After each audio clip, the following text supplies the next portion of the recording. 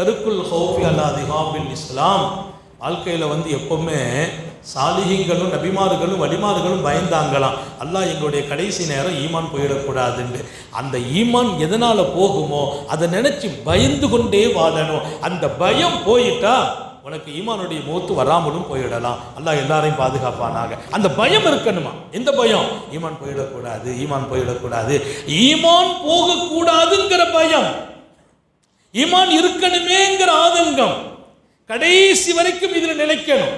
அதனால தான் ரசூல் ஸல்லல்லாஹு அலைஹி வஸல்லம் துஆவிலேயே கேட்டாங்க, நபிமார்கள் கேட்டாங்க, தவஃபனி முஸ்லிமா, அல்லாஹ் என்னுடைய ரூஹ் பிரியும் போது நான் முஸ்லிமா மௌத்தாகணும். யாரு? நபிமார்கள் கேட்ட துஆ என்று அல்லாஹ் திருக்குர்ஆனிலே சொன்னால் அந்த பயம் இருந்துகிட்டே இருக்கணும்.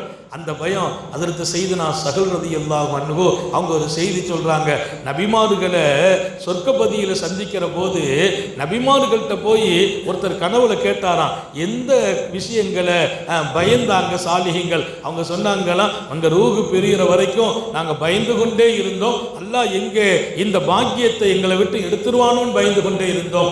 நபிமார்களுக்கு ஈமான் போக போகுது, நபிமார்கள்ட்டே ஈமான் போக போகுது. அந்த பயம் ஒரு பாக்கியம். அந்த பயம் இருந்தா சரியா நடப்போம். அதனால இங்கே ரொம்ப கவனம். ஈமான் பிடுங்கப்படுவதற்கு காரணம் நான் ஈமானோடு மௌத்தாகணுங்கிற பயம் போகாம அது இருந்துகிட்டே இருக்கணும். நான் தொழுதுட்டா யா அல்லாஹ் இந்த தொழுகை வீணாயிடக்கூடாது, நான் மூமினா மௌத்தாகும் போது இருக்கணும். நல்ல காரியம் செய்யறோம், எதை செய்தோமோ இந்த அச்சம் இருக்க வேண்டும்.